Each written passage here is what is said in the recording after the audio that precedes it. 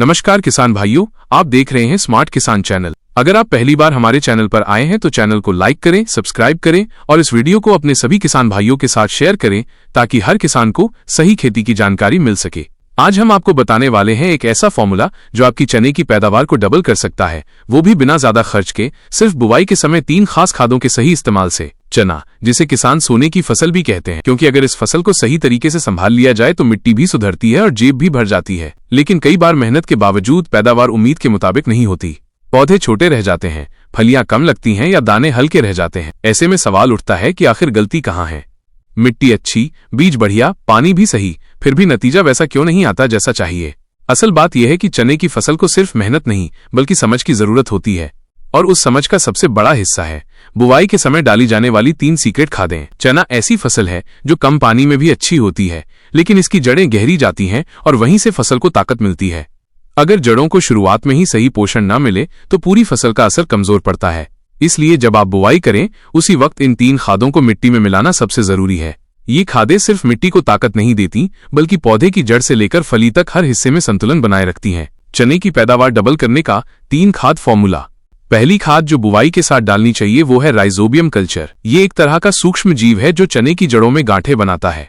इन गांठों के अंदर नाइट्रोजन बनती है जो पौधों के लिए सबसे जरूरी पोषक तत्व है। जब राइजोबियम सही मात्रा में मिल जाए तो पौधों का रंग गहरा हरा होता है, शाखाएं मजबूत होती हैं और फली ज्यादा लगती है। अगर इसे छोड़ दिया जाए तो पौधे कमजोर पड़ जाते हैं क्योंकि चना खुद से नाइट्रोजन नहीं बना पाता। यही कारण है कि हर किसान को बुवाई के समय बीज को राइजोबियम कल्चर से ट्रीट करना चाहिए। तरीका बहुत आसान है। बुवाई से 1-2 घंटे पहले बीज पर हल्का पानी छिड़कें, फिर राइजोबियम पाउडर मिलाकर अच्छे से लपेट दें। दूसरी खाद है डीएपी यानी डायमोनियम फॉस्फेट। चना फॉस्फोरस प्रिय फसल मानी जाती है। फॉस्फोरस पौधे की जड़ों को फैलाने में मदद करता है और फली बनने के समय पौधे को ताकत देता है। अगर डीएपी कम डाली जाए तो पौधा फूल के समय कमजोर पड़ जाता है और फलियां अधूरी रह जाती हैं। डीएपी की सही मात्रा मिट्टी के अनुसार तय होती है, लेकिन सामान्य रूप से 1 एकड़ खेत के लिए करीब 50 किलो डीएपी पर्याप्त रहती है। इसे बुवाई से ठीक पहले खेत की आखिरी जुताई के साथ मिट्टी में मिलाना चाहिए ताकि पौधे की शुरुआती बढ़वार में ये खाद काम करे। तीसरी खाद है जिंक सल्फेट। ये छोटा सा नाम सुनने में मामूली लगता है लेकिन काम बड़ा करता है। जिंक की कमी मिट्टी में अक्सर पाई जाती है और जब इसकी कमी होती है तो पौधों के पत्ते पीले पड़ने लगते हैं, बढ़वार रुक जाती है और फलियां कम बनती हैं। जिंक सल्फेट पौधे के अंदर एंजाइम क्रिया को तेज करता है जिससे फली भरती है और दाने चमकदार, भारी और सख्त बनते हैं। जिंक सल्फेट की सही मात्रा 1 एकड़ खेत के लिए करीब 25 किलो मानी जाती है। इसे डीएपी के साथ मिलाकर या बुवाई के समय नीचे की सतह में डालना चाहिए ताकि जड़ों तक आसानी से पहुंच सके। तीनों खादों का संयुक्त असर और परिणाम। अब बात करते हैं इन तीनों खादों के एक साथ डालने के असर की। जब चने की बुआई के समय राइजोबियम, डीएपी और जिंक सल्फेट तीनों सही मात्रा में खेत में जाते हैं तो मिट्टी के नीचे एक पूरी नई दुनिया सक्रिय हो जाती है। राइजोबियम जड़ों में नाइट्रोजन बनाता है, डीएपी पौधे की जड़ों को ताकत देता है और जिंक पौधे की हर कोशिका में संतुलन बनाए रखता है। नतीजा ये होता है कि पौधा न सिर्फ तेजी से बढ़ता है बल्कि हर शाखा पर फली भी पूरी तरह भरती है। कुछ ही दिनों में खेत में बदलाव साफ दिखाई देने लगता है। पौधे गहरे हरे हो जाते हैं, तनों में मोटाई आती है और पौधों की पत्तियां चमकने लगती हैं। मिट्टी की ऊपरी सतह पर नमी देर तक रहती है क्योंकि जड़ों की ताकत मिट्टी को बांधे रखती है।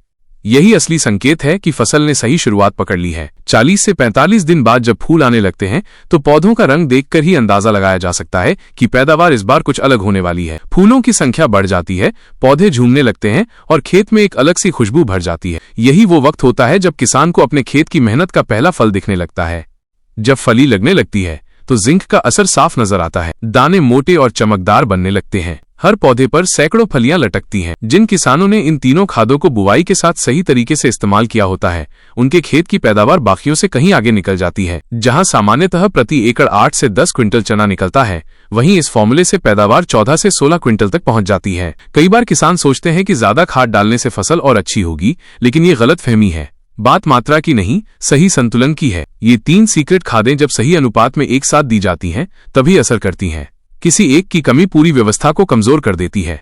इसलिए बुवाई से पहले खेत की मिट्टी की जांच करवाना भी जरूरी है ताकि खाद की सही मात्रा तय की जा सके। मिट्टी की सेहत और बुवाई का सही तरीका। चना सिर्फ खेत की पैदावार नहीं बढ़ाता बल्कि मिट्टी को भी उपजाऊ बनाता है। राइजोबियम कल्चर से बनी नाइट्रोजन अगली फसलों के लिए भी काम आती है। इसलिए चना बोने के बाद मिट्टी की उर्वरता पहले से बेहतर होती है। यही कारण है कि खेती के विशेषज्ञ भी सलाह देते हैं कि हर साल एक बार चने जैसी दलहनी फसल जरूर बोनी चाहिए।